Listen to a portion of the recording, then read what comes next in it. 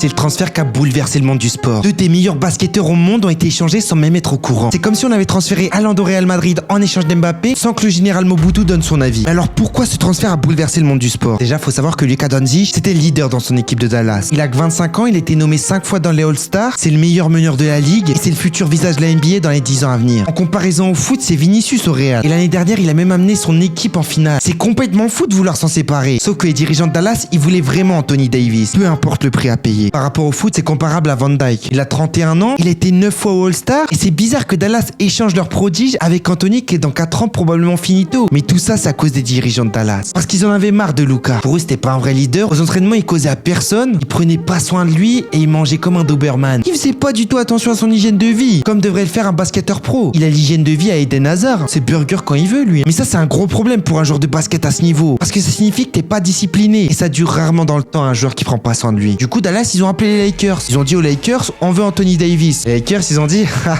vous êtes fous quoi, on va pas vous donner l'un de nos meilleurs joueurs. Allez, je raccroche. Salut Dallas. Dallas, il dit aux Lakers, attends 2 secondes avant de raccrocher. Je vais te faire une belle proposition que tu ne pourras pas refuser. Si je vous donnais Luka Doncic, notre prodige, en échange d'Anthony Davis. Les Lakers, ils disent, vous êtes pas assez fous pour donner votre prodige. Vraiment? Dallas, ils disent, si on est sérieux. Et c'est comme ça que le transfert s'est fait, sans qu'aucun des deux joueurs soit au courant. Ils étaient choc barre les pauvres vieux.